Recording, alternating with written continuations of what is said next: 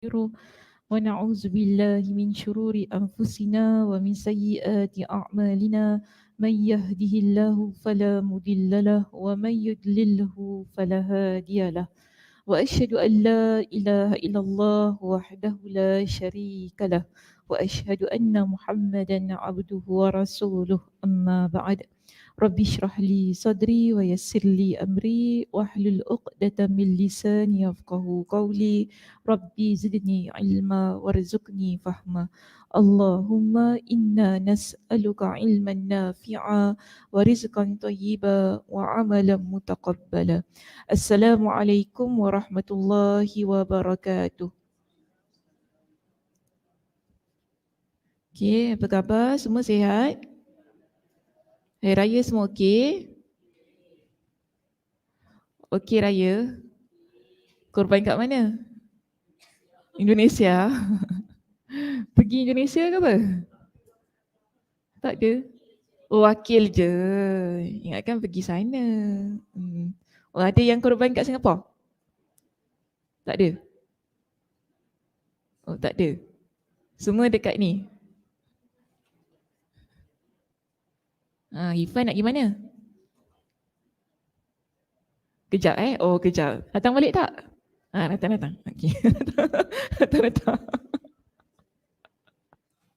Datang. Okey, hari ni muka surat berapa kita?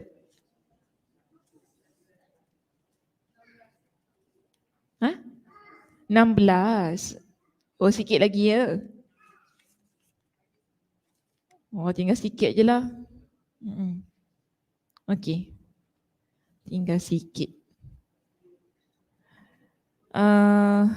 Bab 1, hadis nombor 248 dengan 249 ya. Okey. Ingat lagi tak? Perbincangan tentang apa? Mandi, okey. Ada berapa dia punya steps? 9. Pertama apa? Cuci tangan. Berapa kali? 2 atau 3 kali. Okey, seterusnya? Ada 1A. 1A ke? Bukan Ustazah dah tukar ke nombor? 2 kan? Apa dia 2?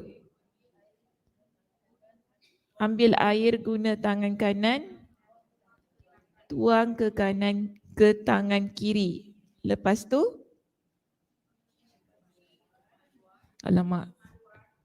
Karam tulis Karam? Tulis? Boleh? Boleh tulis?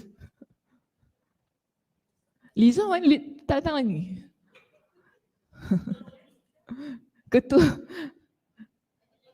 Ketua kelas tak ada belum sampai ke macam mana? Alah Kak Ram cepatlah. Nak tunggu leceh cepat. Pertama, boleh tak? Boleh. Kacau mata dulu. Okey, tolong Kak Ram nombor 1 apa tadi? Cuci tangan. Okey. Pertama cuci tangan.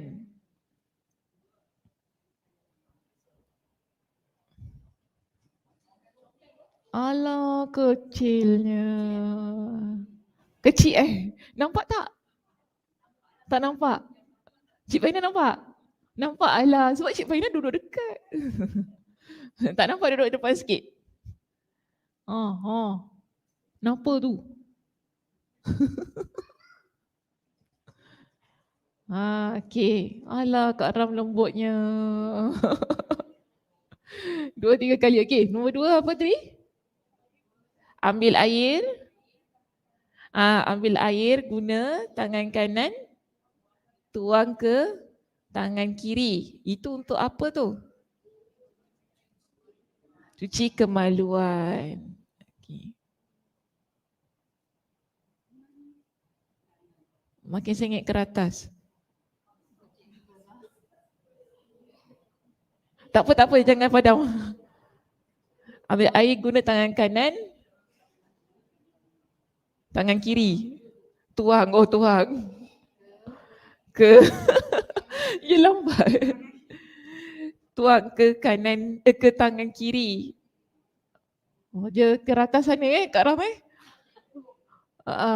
Okay, so kita ada apa? Lepas tu buat apa? Dah tuang air gitu je buat bodoh. Ah, 2A. Okay. Lepas tu kita dengan air yang ada dekat tangan kiri tu, kita buat cuci kemaluan. Okay. Seterusnya 2B. Cuci kotoran di badan. Ha.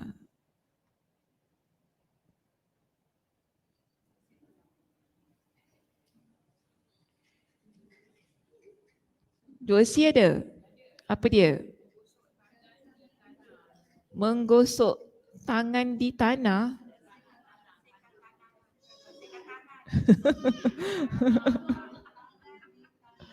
Gosokkan tangan di tanah.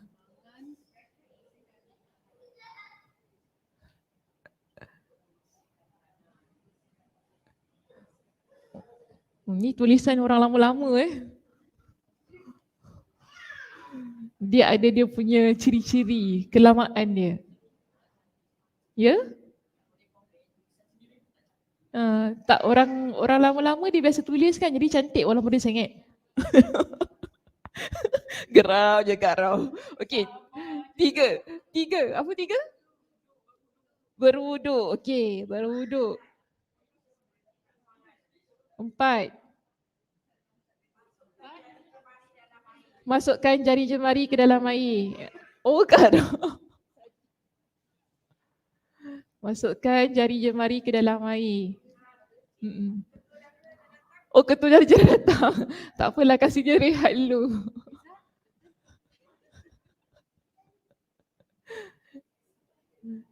Kesian Kak Ram. Tu sengit-sengit. Jari jemari ke dalam air. Dalam air apa tu? Dalam air. Okey, dengan jari jemari tadi anda basah tu kan? Okey, baru kita menyela-nyela rambut kita. Oh, ni kena hafal tau, jangan tak hafal ya. Minggu depan saya tanya lagi. Minggu depan tak tulis-tulis. Satu-satu tasmik. Mula Cik Zai tak boleh tengok situ. Lepas tu Cik Paina, lepas tu Kak Aisyah. Satu-satu baca. Okey, satu apa tu sampai nombor 9. Minggu depan tak mau datang. Membasahkan apa? Kepala. Sebanyak dia, maknanya macam mana tu? Ambil air kan? Okey, 1, 2, 3. Okey, 3 kali.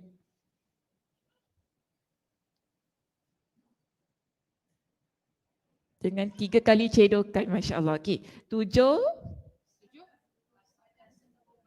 Basahkan seluruh badan.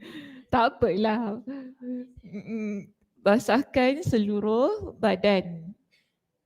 Dah sampai 7 ke Kak Ram? Oh, dah 9 ya? Okey, baik. 8. Oh, sekejap. Sabar. Ustazah belum habis tulis. Okey, dah sampai bawah baru dia straight. 8. Mengalihkan kaki ke mana? Ke tempat lain?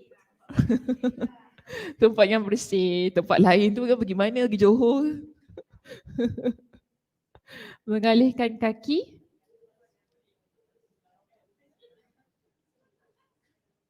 ke tempat lain. Ke tempat yang bersih.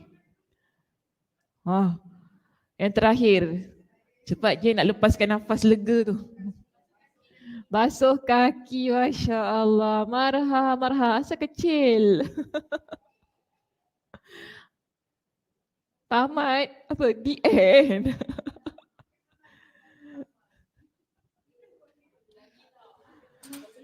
Belum? Masya Allah. Marha kepada semua juga yang membantu. Okey. Besok demam.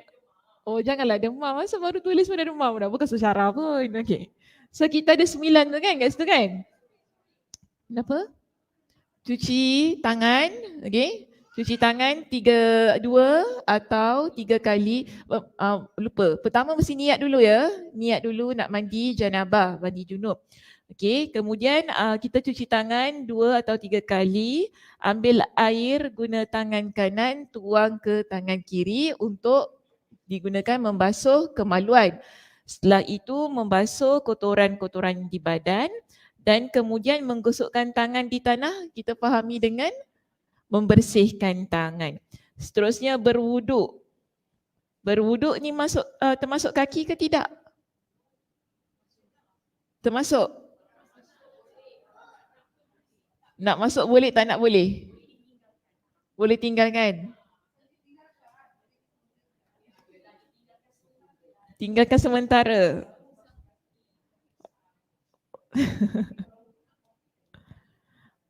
Kalau dah complete, nak basuh kaki tak kat bawah tu?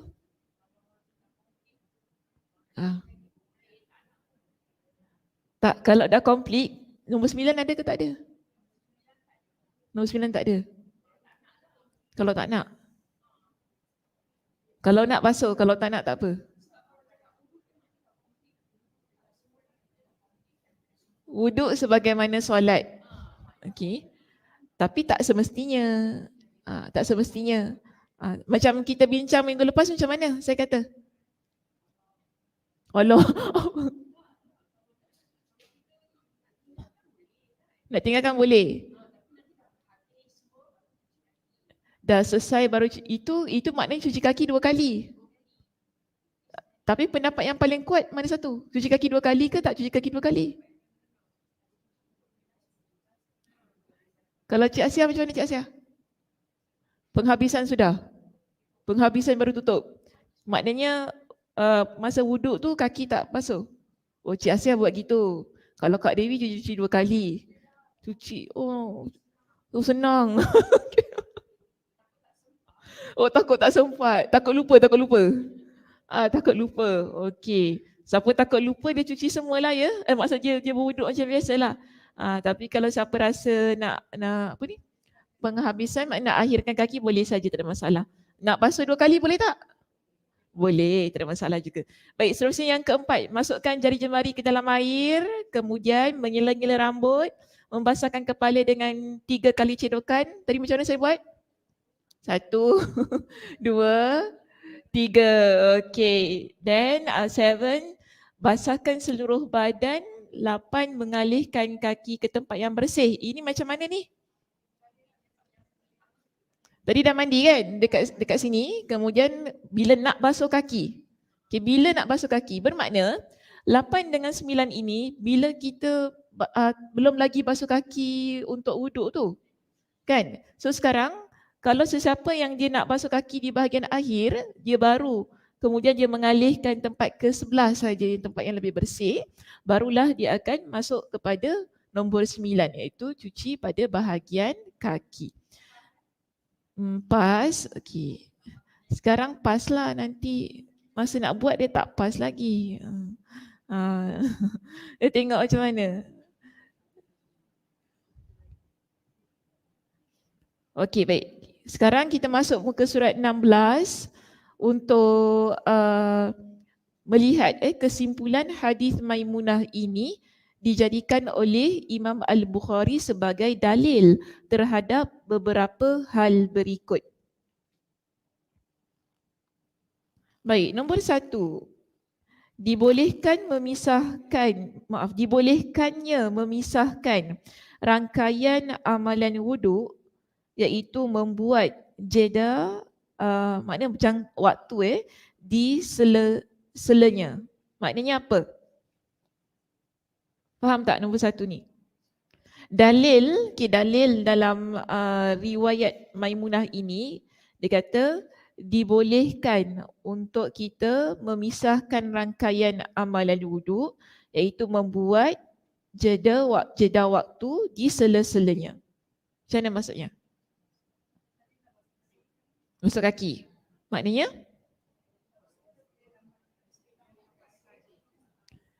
kita boleh pisahkan maksudnya. Okey, daripada satu anggota wuduk tu untuk anggota wuduk yang lain tu, tapi jangan lama sangat makna jangan lama sangat. Jangan nanti 1 jam, 1 hour later. Tak ada. Tiba-tiba pula. Bukan 1 jam kemudian. Ni bukan cerita 1 jam kemudian. Maknanya sekejap saja di situ. Sebab kan nanti lepas kita ambil wuduk tu, kaki kalau tak basuh, nanti kita ada perbuatan-perbuatan yang lain kan di situ. Kita ada nombor 4, 5, 6, 7, 8 baru masuk 9. Maknanya situ kita ada perbuatan-perbuatan yang lain yang memisahkan anggota wuduk yang satu dengan anggota wuduk yang satu lagi. Baik, itu maksud yang pertama. Yang kedua, dianjurkannya menuang air dengan tangan kanan ke tangan kiri bagi yang hendak mengambil air. Berdasarkan hadis riwayat Abu Awana, Hafs dan selain keduanya dengan lafaz thumma afragha biyaminihi ala shimali. Ini hadis yang mana? Hadis bab 5. Okey, hadis bab 5 muka surat 15. Betul tak? Apa pula? Bukan. Ustazah pun dah. Betul ke bukan ni? 15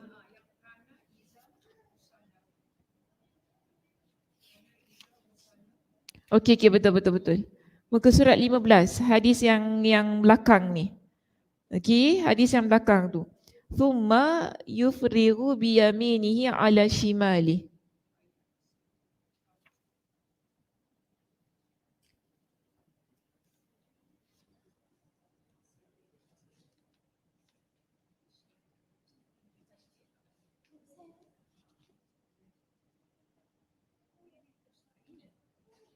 Okay, tapi kalau lebih tepat boleh lihat nombor ni lah bab 5. Bab 5 44 itu lebih tepat.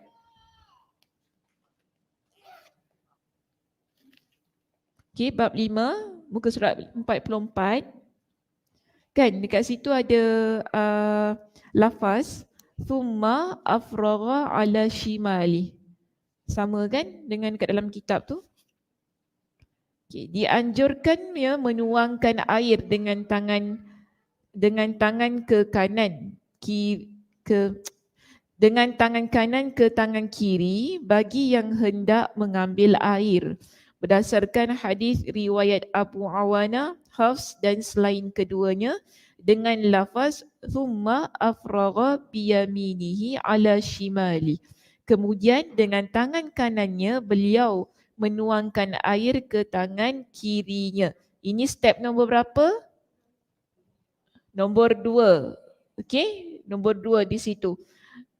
Jadi ini untuk apa ni? Untuk membasuh kemaluan. Baru dibuat sedemikian. Okey, baik. Nombor 3. Okey, nombor 2 tak ada masalah sangat. Nombor 3. Disyariatkannya berkomor-komor dan memasukkan air ke dalam hidung serta mengeluarkannya kembali ketika mandi junub. Berdasarkan hadis thumma madmada wastanshaqa. Kemudian baginda berkomor-komor dan memasukkan air ke dalam hidung. Ini okey, ada tak kat dalam kita punya ni? Tak, dalam ni. Kat sini tak ada. Okey, kalau kat sini nak masuk kat mana? Wuduk. Okey.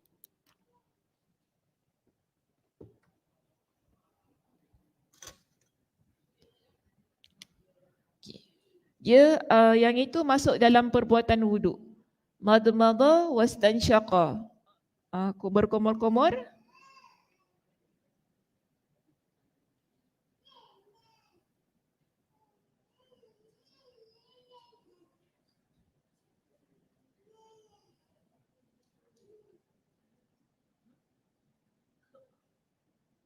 Ke dalam hidung dan keluarkan semula jangan tak keluarkan balik.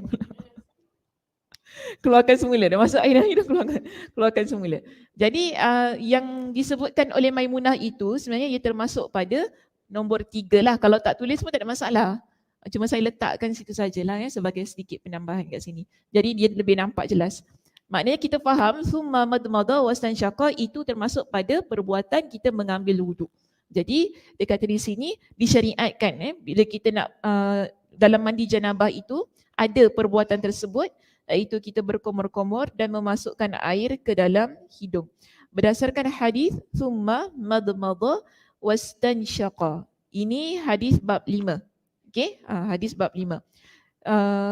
Dalam hal ini, ulama-ulama mazhab Hanafi menjadikan hadis Maimunah sebagai dalil wajibnya kedua perkara tersebut, iaitu berkomor-komor dan masukkan air ke dalam hidung.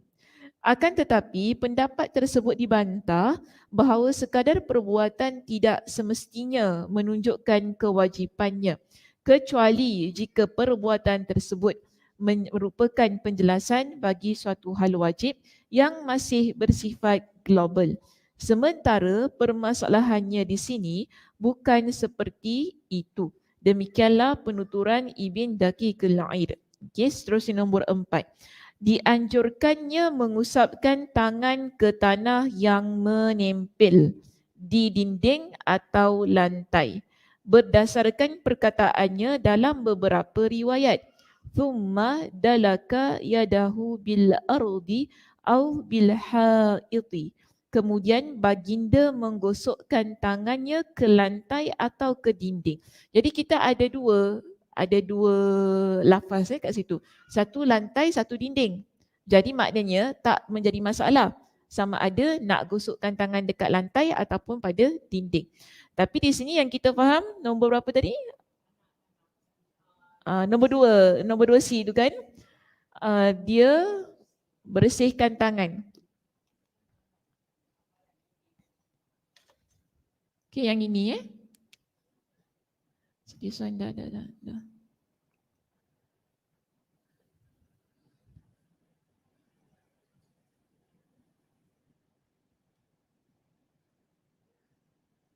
Okay, atau di dinding. So kita ada dua. Satu kata haid,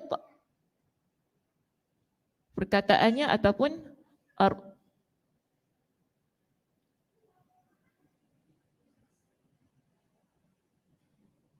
jadi dua-dua boleh, tak jadi masalah di situ. Cuma yang kita faham di sini, bila dia kata menggosokkan tangan di dinding ataupun tanah, maksudnya ialah kita bersihkan tangan tu dengan air ataupun dengan sabun. Okey, baik, seterusnya. Ibn Daqiqil Aid dia berkata, dapat dipetik kesimpulan dari hadis ini bahawa untuk menghilangkan najis atau hadas cukup dengan satu kali cucian dan satu kali mandi junub. Maknanya apa?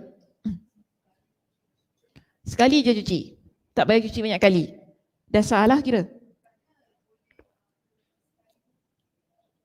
Nak 2 kali pun boleh.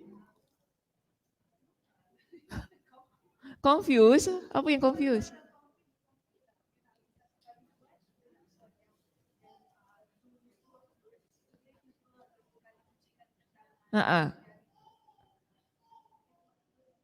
Oh, tu boleh buat 2-3 kali.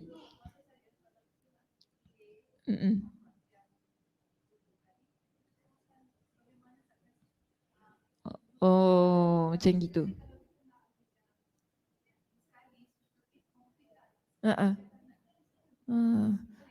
Saya rasa kalau letak mic boleh tak? Jadi siapa nak cakap pakai mic, semua orang dengar. Macam itu. Quite loud. Tak jugalah. Takut orang belakang tak dengar apa Kak Zai cakap kat depan. Tak dengar. So kita nampak macam inilah.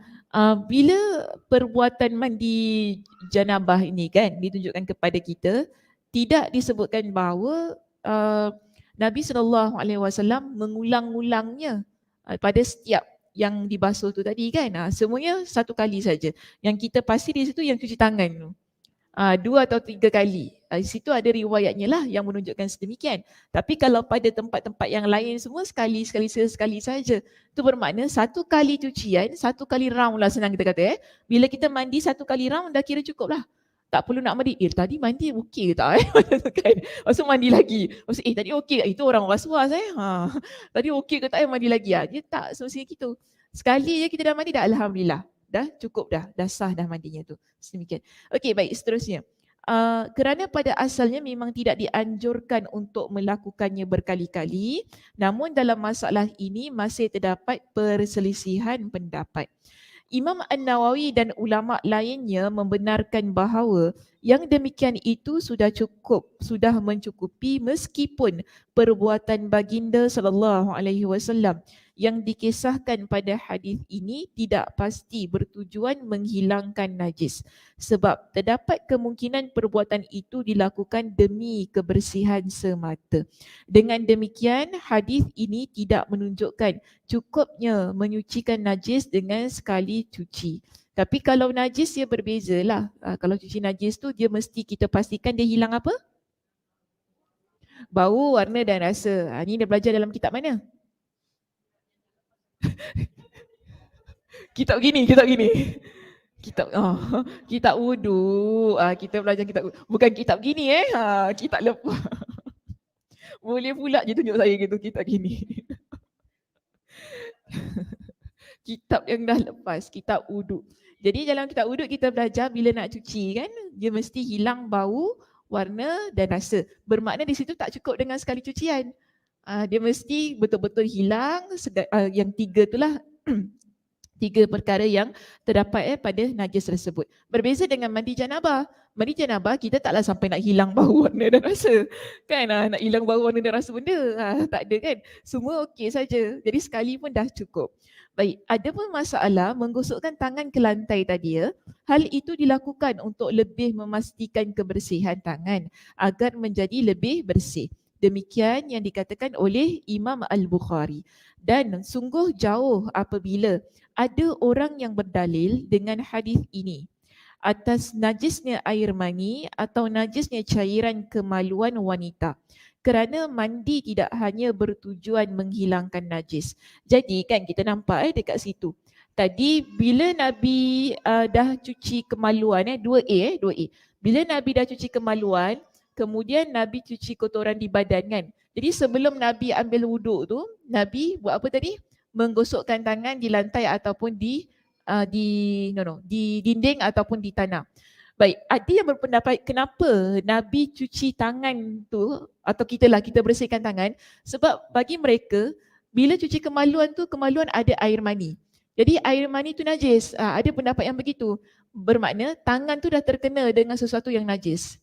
Sebab itu Nabi SAW menggosokkan tangan di tanah ataupun di dinding bagi membersihkan tangan agar nanti nak ambil wuduk dia tak kotor. Namun di sini dia bantah pendapat itu yang mengatakan bahawa sungguh jauh apabila ada orang yang berdalil dengan hadis ini atas najisnya air mani atau najisnya cairan kemaluan wanita. Kerana mandi tidak hanya bertujuan menghilangkan najis.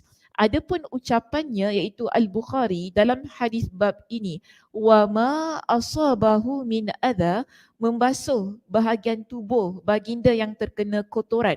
Pernyataan ini tidak terlalu jelas sehingga tidak dapat dijadikan dalil bahawa air mani itu najis.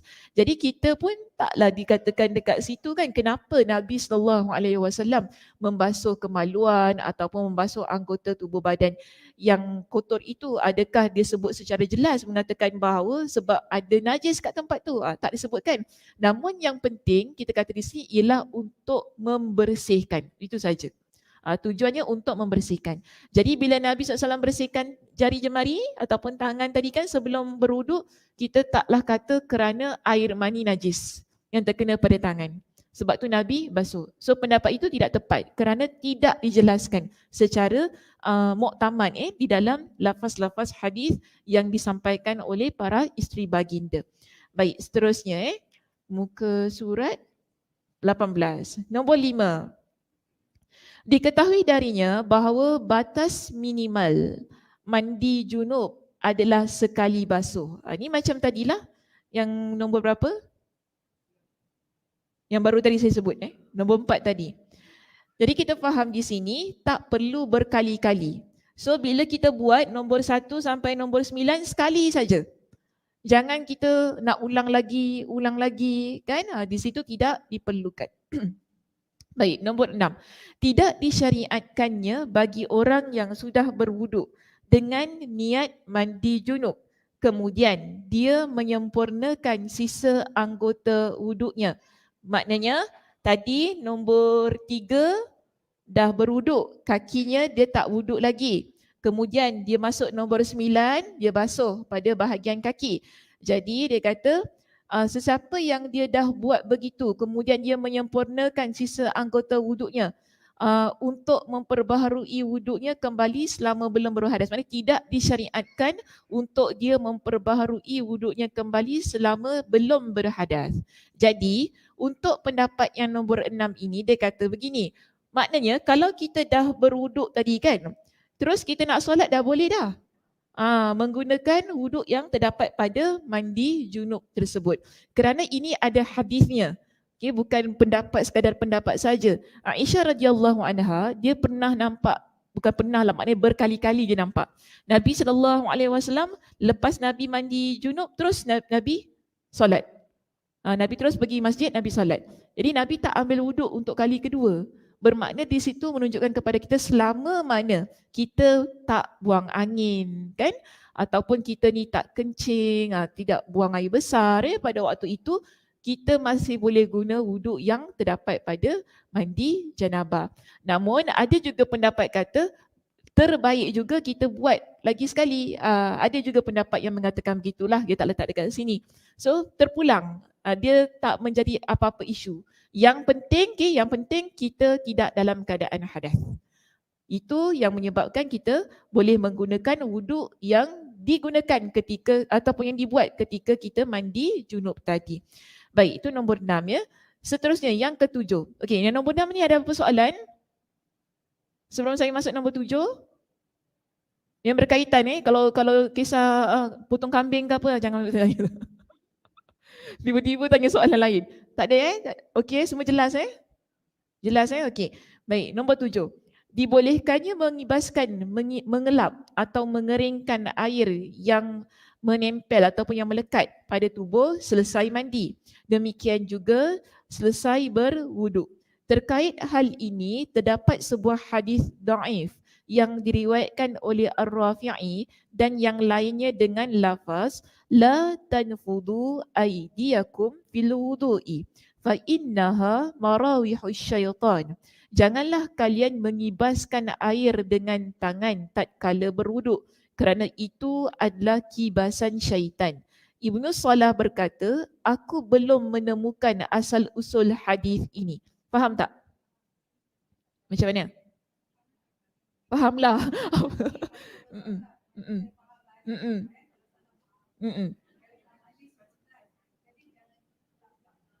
Jangan lap-lap. Okey, poin ketujuh kata kita boleh keringkan. Boleh keringkan anggota tubuh badan kita yang tadilah kita dah mandi junub ataupun kita berwuduk. Okey, tapi di sini ada hadis kata tak boleh kibas-kibas air bekas wuduk tu kan. Kata apa itu adalah kibasan syaitan kan. Tapi hadis ini dhaif. Hadis dhaif tak boleh guna untuk konteks inilah. Tak boleh guna, maknanya tidak ada asal usulnya. Tadi kan dikata juga Ibn Salah kata, aku belum menemukan asal usul hadis ini. Maknanya nak kibas macam mana kibas lah. Boleh je. Asal jangan menari je. Dia nak kibas macam mana? Tak boleh. Biasa kita dengar jangan kurang gitu kan. Okey lah. Jadi sekarang kita jelas bahawa kalau kita nak keringkan boleh. Bermakna kalau kita gini-gini bermakna nak tujuan nak untuk apa? Nak keringkan kan. Jadi kalau ada orang kata tak boleh sebab nanti dia macam kena kibasan syaitan lah apa itu semua kan. Kita kata ini adalah hadis yang dhaif yang mana tadi Imam Ibn Salah sendiri kata apa? Tak tahu daripada mana asal usul hadisnya. Dan ucapan beliau ini diamini pula oleh Imam An-Nawawi. Maknanya Imam An-Nawawi dia bersetuju dengan pendapat Ibn Salah. Baik, yang ke-8. Ibn Hibban pun meriwayatkan hadis tersebut iaitu hadis yang tadi. La tanfudu aydiyakum fil wudu'i fa innaha marawihu syaitan. Janganlah kalian mengibaskan air dengan tangan tatkala berwuduk kerana itu adalah kibasan syaitan. Jadi ini masih lagi ya, poin nombor 8 masih lagi bincang tentang hadis yang dhaif itu. Maka dia kata di sini, Ibn Hibban pun meriwayatkan hadis tersebut dalam Ad-Du'afa. Ad-Du'afa ni adalah kitab hadis yang mengumpulkan perawi-perawi yang dhaif. Okey, dhaif, palsu, semua dimuatkan dalam situ. Jadi hadis ini terkandung di dalam kitab tersebut. Juga Ibn Abi Hatim dalam Al-Ilal dari hadis Abu Hurairah radhiyallahu anhu. Kalaupun hadis itu tidak bertentangan dengan hadis sahih riwayat Al-Bukhari dalam bab ini, tetap saja riwayat tersebut tidak dapat dijadikan sebagai dalil. Okay, kita boleh untuk mengeringkan, mengelap air yang ada ataupun yang terkena pada badan kita sebab kita mandi janabah ataupun kita wuduk tadi. Jadi kalau bermakna di sini jelas kita ada tiga. Okay, ada tiga. Satu Ibn Salah, seterusnya Imam An-Nawawi, dan kita ada Imam Ibn Hibban, kita ada Imam Ibn Abi Hatim, ada empat empat pendapat yang mengatakan bahawa hadis yang tidak membenarkan untuk kita kibas-kibas untuk keringkan itu adalah hadis yang dhaif. Jadi kuat pendapat ini. Seterusnya yang ke-9, dianjurkannya untuk menggunakan tirai ketika mandi walaupun berada di dalam kamar mandi rumah. Macam mana? Pintu. Kalau dalam tu ada tirai lagi? Ada skrin? Oh, bathtub. Rumah kita tak ada bathtub.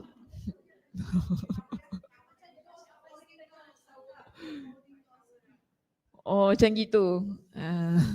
Tapi kalau tak ada tak apa. Jangan tiba-tiba balik rumah bang. Bang, pasang bang, skrin bang. Saya nak ni. Apa awak nak buat apa je. Tak, saya nak mandi untuk tengok tadi Ustazah Sakinah ajar. Bukan gitu Kita jangan bukan-bukan habis saya kena ni. Ni Ustazah Sakinah ni apa ajar mepek-mepek. Saya pula yang kena ni kan. Tapi dianjurkanlah untuk menggunakan tirai. Maknanya ada lagi, walaupun kita dah berada dalam bilik air tu kan. Tapi kalau ada tu baguslah, dianjurkan saja. Tapi bukan perkara yang wajib. Dan Imam Al-Bukhari telah membuat bab tersendiri untuk tiap-tiap masalah di atas.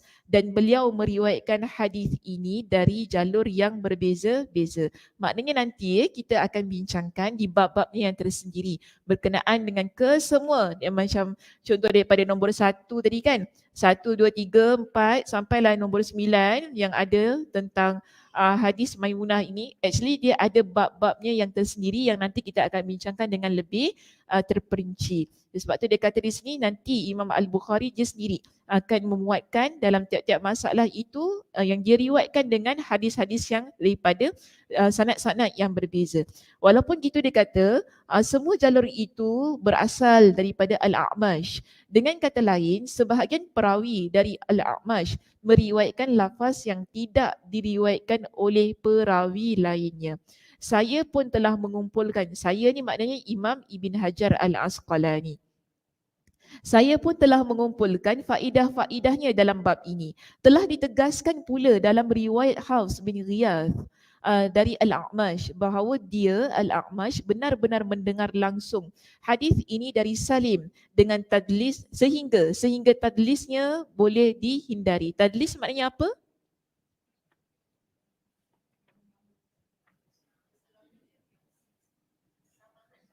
Kesamaran bukan.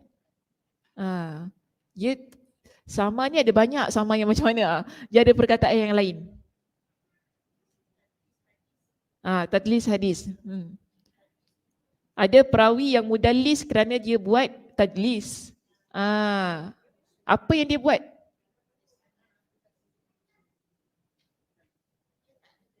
Dia tak dengar daripada gurunya. Tapi dia cakap dia dengar. Dia tak berjumpa.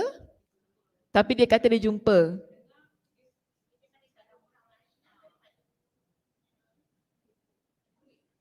Okey, dia tak dengar daripada gurunya secara langsung, tetapi dia dengar daripada murid.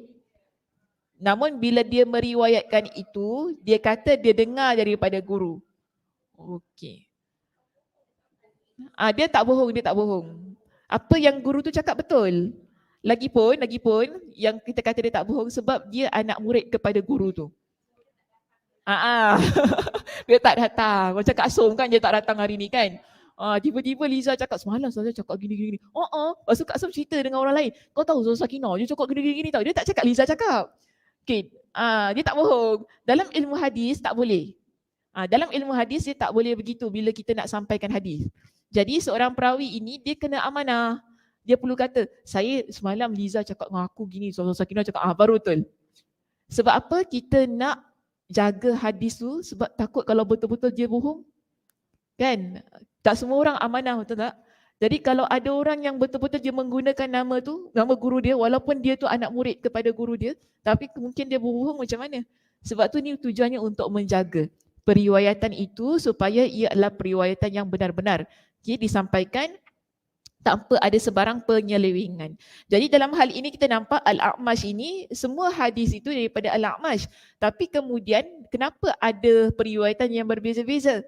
Kerana bukan Al-A'mash yang tipu, bukan Al-A'mash yang ini. Tetapi lafaz-lafaz itu ialah daripada murid-murid dia yang menyampaikan daripada jalur-jalur yang berbeza.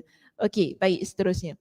Dalam hadis bab ini terdapat 3 orang tabi'in secara berturut-turut, iaitu Al-A'mash, kita ada Al-A'mash, ini semua tabi'in ya, Salim dan juga Quraib. Jadi ketiga-tiga mereka adalah perawi daripada tabaqat tabi'in. Kemudian kita juga ada 2 orang sahabat yang terangkum dalam satu sanad, iaitu Ibn Abbas dan makciknya Maimunah binti Al-Harith. Jadi sekarang siapa yang cerita, Ibn Abbas ke Maimunah?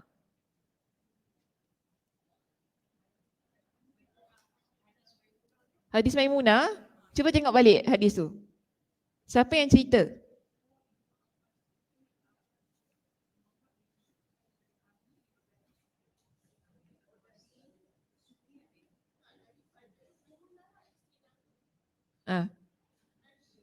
Daripada Maimunah ataupun Ibn Abbas? Ibn Abbas. Bila Ibn Abbas cerita, dia kata Maimunah yang cerita pada dia. Okay, so dia begitu keadaannya. Ibn Abbas kemudian Maimunah. Maknanya Ibn Abbas ni di kalangan sahabat juga. Tapi dia dapat cerita tu daripada mana? Daripada Maimunah. Maknanya sumber asalnya sangat kuat. Okey, baik. Seterusnya, mana tadi nombor? Maimunah isteri Nabi. Okay. Maimunah binti Al-Harith isteri Nabi, makcik kepada Ibn Abbas. Baik, dalam hadis ini juga terdapat beberapa faedah. Okay, di antaranya pertama, bolehnya meminta bantuan untuk menyediakan air mandi dan air wuduk berdasarkan perkataan Maimunah dalam riwayat Hafs dan yang lainnya. Itu aku meletakkan air mandi untuk Rasulullah sallallahu alaihi wasallam. Dalam riwayat lain dengan lafaz air untuk baginda gunakan mandi. Ini kita rujuk bab 5. Okey, bab 5 di situ ada Maimunah kata qalat Maimunah wada'tu lin-nabi sallallahu alaihi wasallam ma'an lil ghusli. Nampak tak? Okey? Muka surat 44, bab 5, okay, di situ. Ha? 44.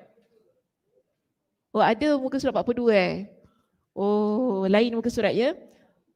Okey, baik. Tak kisahlah, yang penting bab 5. Yang penting bab 5. Ada yang muka surat 44, ada muka surat 42. Yang penting kita lihat bab 5 di situ, Maimunah dia ceritakan. Bila dia cerita dia kata apa? Saya letakkan untuk Nabi SAW air untuk Nabi gunakan bagi mandi janabah lah di situ. Jadi di sini poin yang nombor 1 muka surat 19 yang sama dengan kitab saya, dia kata kita boleh meminta bantuan orang lain untuk menyediakan air mandi dan air berwuduk. Berdasarkan apa yang Maimunah radhiyallahu anha lakukan itu tadi. Jadi kalau kita nak mungkin orang lain bantu untuk kita ambilkan air, sekarang tak perlulah ambil air kan. Sekarang macam mana? Sekarang buka sendiri. Itu kalau nak suruh buka kan saya tak tahulah. Melampau, Liza kata melampau you. Bang, bukakan bang paip. Tangan dia sakit. Betul.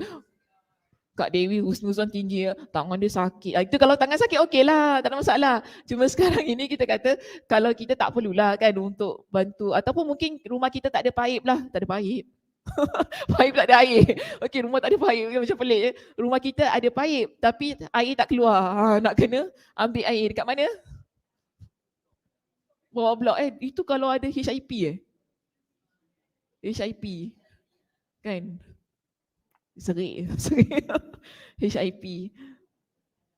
Tak ada air. Mandi kat bawah. Kena mandi kat bawah. Tapi dia pipe, certain pipe lah. Kalau rumah kita tak kena, dia pipe tu okey je.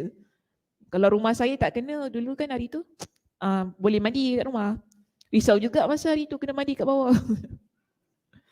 Okey, baik. Seterusnya. Nombor 2. Para isteri hendaknya melayani suami-suami mereka. Setuju?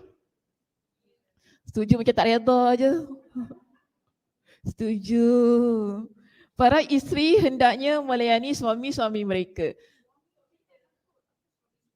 Yelah, para isteri tu ramai. Ini semua para isteri. Takkanlah. Okay, para isteri melayani suami-suami. Gitu ayat dia kan. Jadi kita ada suami, di situ tugas kita lah untuk bantu suami tu tadi kan.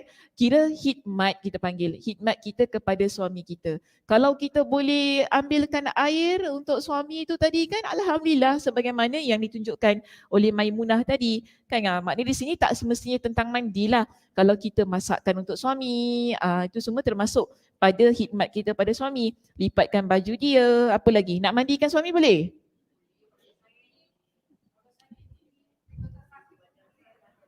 Oh. Dah gaduh. Oh, gosok-gosok badannya. Masya Allah, cik. Kita gosok-gosok badannya, ya Allah. Romantiknya. Tapi actually macam tu lah. Nabi kan mandi dengan Aisyah kan.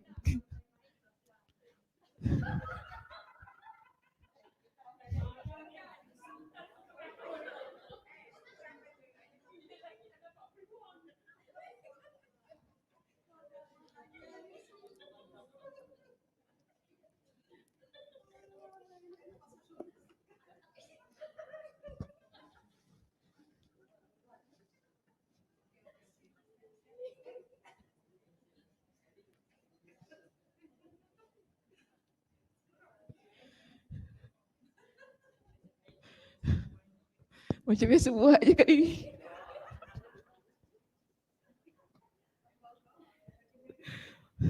Time baik pelan-pelan. Time gaduh kuat-kuat. Janganlah buat gitu nyaya orang. Janganlah, tak baik. Nampak pahala, buat pahala betul-betul. Aduh, dah aku masakkan, lipatkan baju, mandi pun nak kena gosok. Macam tu. Janganlah, ya Allah. Dalam mandi sendirilah sudah, senang. Kalau tak nanti lambat, kan? Okey. Jadi maknanya di sini Maimunah lah dia tunjukkan kepada kita dalam hadisnya bagaimana antara cara yang boleh dilakukan oleh seorang isteri untuk berkhidmat kepada suaminya ialah dengan mengambilkan air mandian itu tadi untuk suaminya. Okey, baik. Yang ketiga, menuangkan air dengan tangan kanan ke tangan kiri untuk mencuci kemaluan. Jika air perlu dicedoklah dengan tangan. Kalau kita guna pipe tu bagi saya tak perlulah. Kita buka tu kan air, kita just ambil terus daripada tangan kiri kita. Tapi kalau nak ikut sunnah Nabi tak ada lagi masalah, boleh saja. Keempat, mencuci dua telapak tangan terlebih dahulu sebelum membasuh. Bukan sama ke? Sebelum membasuh, mencuci bagi yang ingin mencedok air agar ia tidak memasukkan kedua tangannya ke dalam air sementara kotoran masih melekat. Jadi ini nombor berapa ni? 2C. 2C kan? Dah. Mana? 2C lah, 2C. 2C tu. Mencuci kedua telapak tangan. Sekejap Ke yang atas?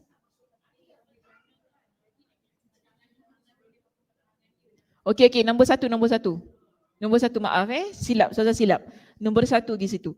Mencuci dua telapak tangan terlebih dahulu sebelum membasuh ataupun mencuci bagi yang ingin mencedok air agar ia tidak memasukkan kedua tangannya ke dalam air sementara kotoran masih lagi melekat. Adapun apabila air tersebut berada dalam cerit, misalnya, maka yang lebih baik didahulukan adalah mencuci kemaluan agar pembasuhan anggota wuduk boleh dilakukan secara berurutan. Kemaluan memang letak nombor satu lah. Kemaluan memang letak nombor satu. Cuci kemaluan tu memang awal lah kan, kita dahulukan. Okay, sebelum kita berwuduk. Tak kiralah guna cerit ke, nak guna apa ke apa kan. Yang penting cuci kemaluan terlebih dahulu sebelum berwuduk. Kita faham gitu saja. Ya? Tak apa. Mm-mm.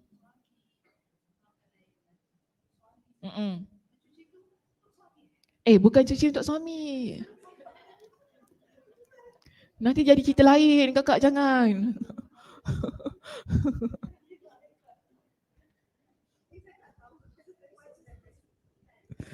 Nanti dia sambung balik kakak. Nanti sambung balik. Orang nak mandi sekarang ni, nak mandi janabah tau. Kalau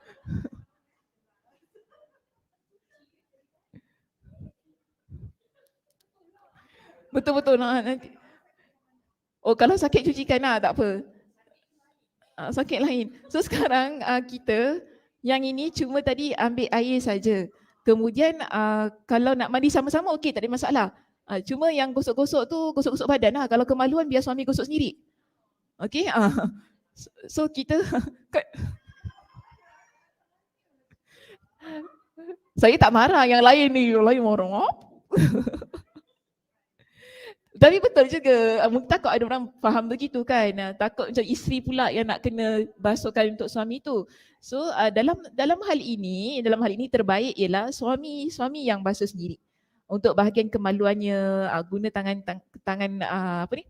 tangan kirinya tu tadi kan, biar suami yang buat sendiri. Tapi tak tahulah kalau nak start semula dalam bilik air tu, Wallahualam lah kan. Kalau ada masa lagi, it's okay, tak ada masalah. Saya okay je, okay. It's okay. Masing-masing lah ikut kepada masa masing-masing. Tapi kalau orang nak cepat ya, tak sempat lah. Okay. Lebih baik suami. Tak apa, soalannya elok juga sebab mungkin ada orang salah faham. Sebab tadi kan kata khidmat pada suami. Cuma nanti kalau nak basuh tu, adakah kita yang basuhkan untuk suami ataupun suami basuh sendiri. Jadi di sinilah terbaik suami yang basuh sendiri. Macam kita nak mandi, kita sendiri yang basuh kan, kemaluan kita dan sebagainya. Untuk mengelakkanlah dia second round nanti bimbang macam tu. Tak jadi nak mandi. Okey, seterusnya yang kelima.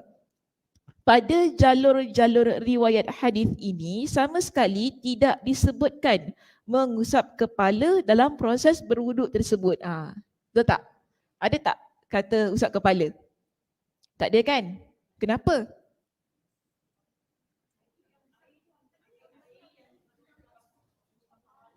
Tak, dalam wuduk.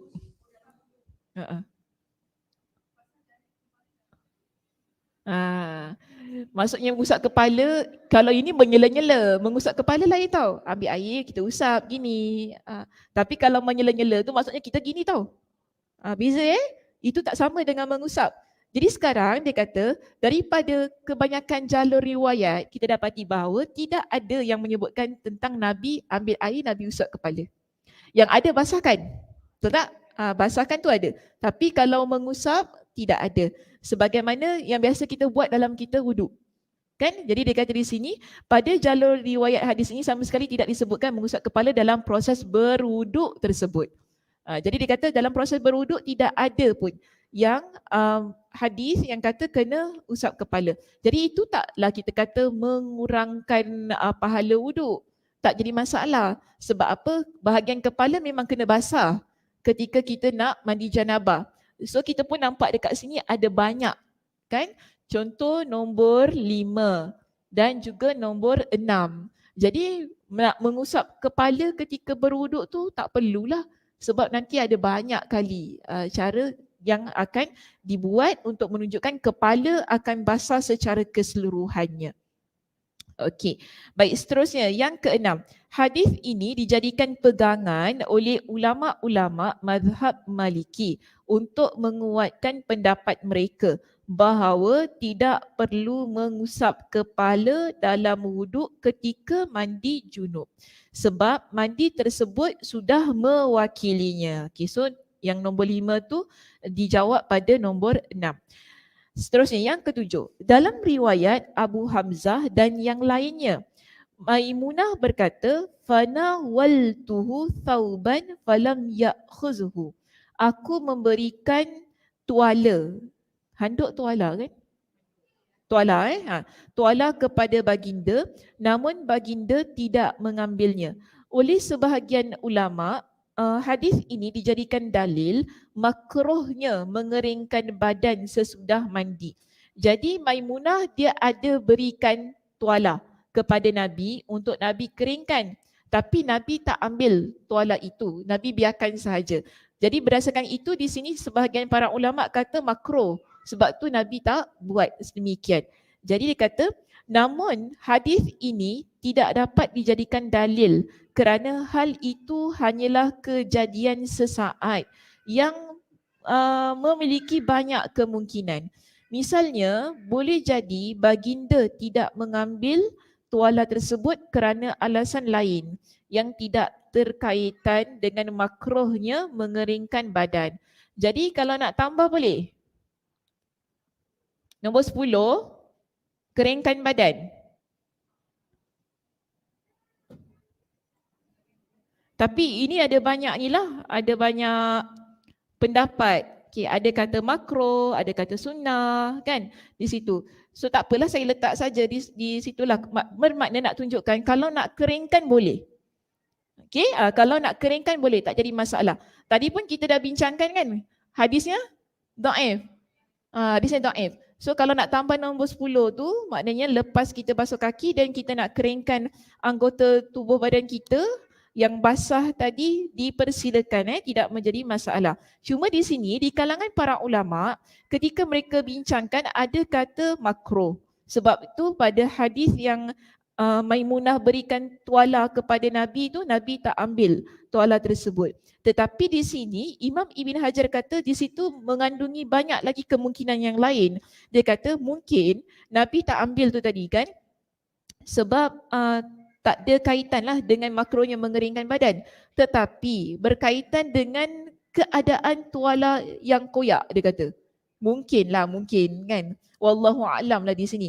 Dengan keadaan tuala yang koyak yang mungkin mengingkap aurat Nabi. Atau kerana saat itu baginda sedang terburu-buru atau alasan-alasan lainnya. Jadi ini pendapat-pendapat lah, kata mungkin ada masalah pada tuala itu, ataupun Nabi nak cepat, ataupun ada masalah-masalah yang lain.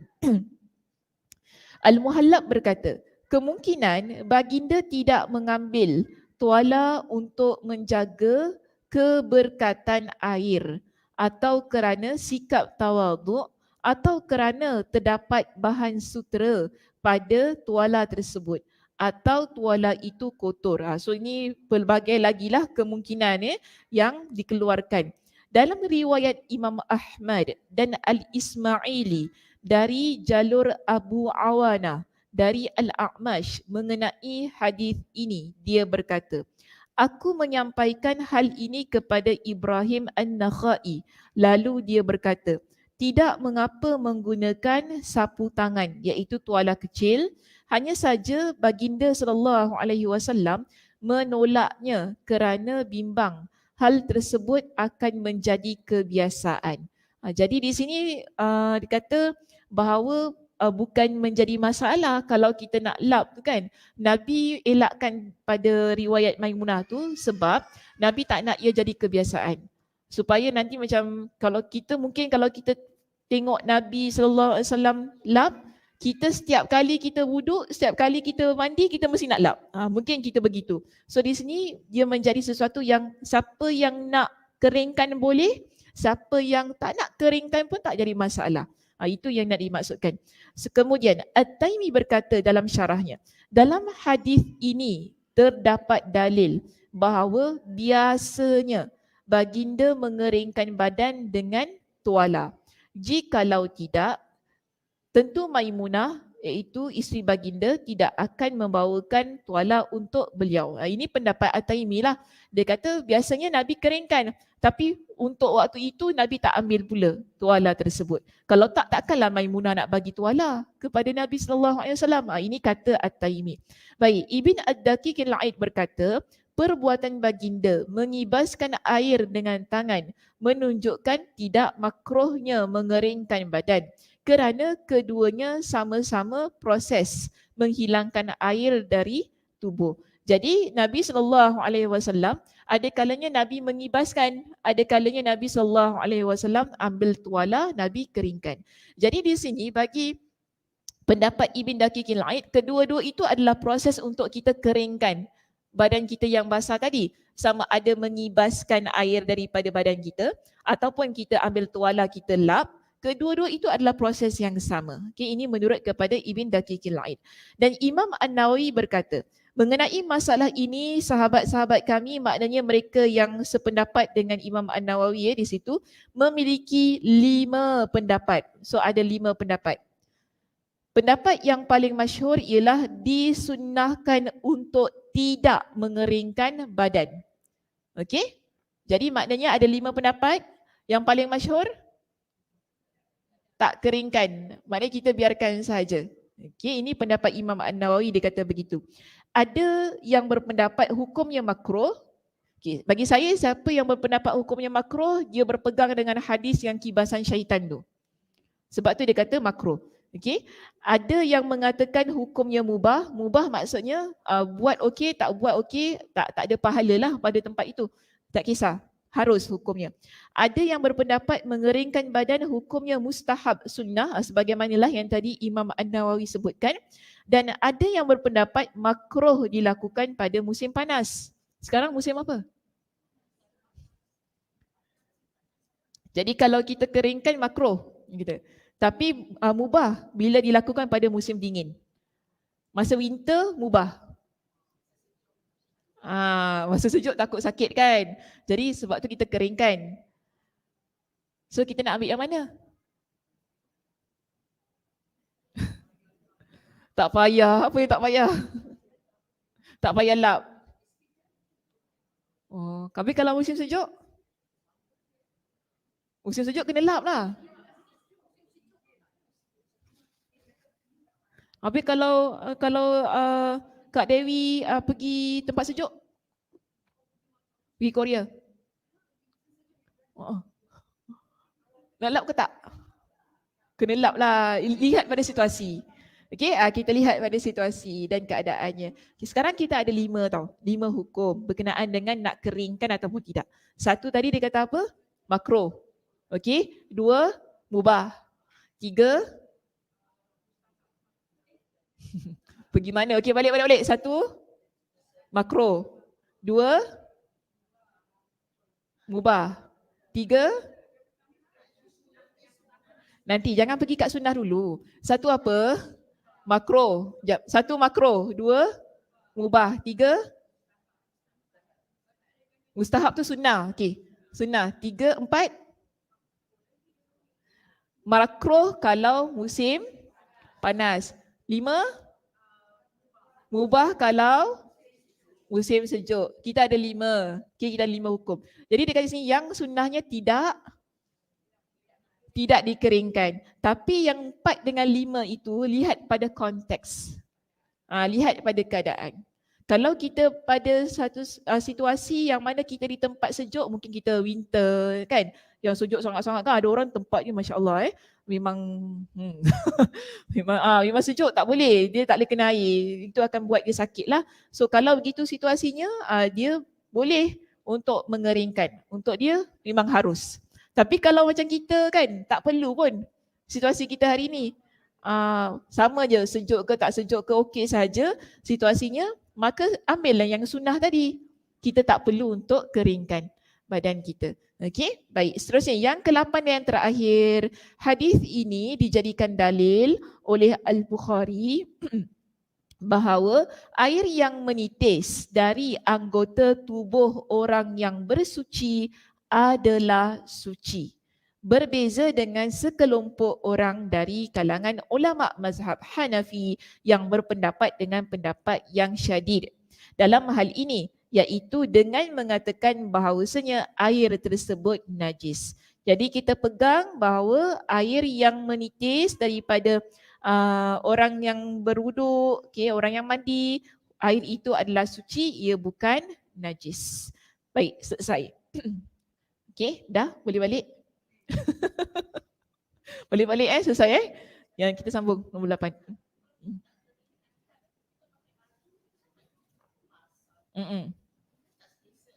Jadi nak keringkan. Bolehlah. Kalau nak keringkan kan, kalau kita rasa tak selesa pada baju yang basah kan, mungkin kita ambil uduk yang dekat apa ni? Maksudnya ambil uduk ke mandi? Bab mandi dengan uduk, okey. Kalau masa mandi tu taklah pakai baju kan. Kalau pakai baju nanti baju kita basah. Oh, itu masuk kat Zaidah. Okey, kalau kita pakai baju nanti baju kita basah sebab apa? Belum kita keringkan tadi kan. Jadi nak keringkan, itu terpulanglah mana-mana. Kalau kita rasa kita nak keringkan dulu, boleh saja. Sebab tu tadi hukumnya sunnah. Kita ambil yang sunnah. Maknanya sunnah tu kalau kita nak keringkan boleh. Kalau tak keringkan pun tak ada masalah. Yang penting jangan pegang yang makro lah. Kalau makro tu bermakna kita pegang pada hadis yang dhaif. Okey? Boleh? Jangan keringkan. Itu pendapat yang masyhur lah. Yang sunnah. Yang disunnahkan. Apa dia? Oh, sejuk-sejuk pakai. Tapi saya rasa macam cepat kering kot kalau untuk kita lah. Kalau untuk kita punya weather, insya-Allah lah cepat kering. Cuma kalau yang musim sejuk tu, kalau yang itu tak boleh, itu mesti kena keringkan. Itu boleh penyakit lah sebab nanti kan gigil kan. Ambil gambar ya, semua ambil gambar kat sini. Okey, itu sahaja perbincangan kita untuk pagi ini. Terima kasih di atas perhatiannya. Mudah-mudahan Allah Subhanahu Wa Taala memberkati pertemuan kita pada pagi ini dan semuanya faham ya apa yang telah dijelaskan untuk bab yang pertama. InsyaAllah kita akan masuk bab yang kedua pada minggu hadapan. Okey, saya tutup dengan tasbih kafarah. Subhanakallahumma wa bihamdika asyhadu an la ilaha illa anta astaghfiruka wa atubu ilaik. Assalamualaikum warahmatullahi wabarakatuh.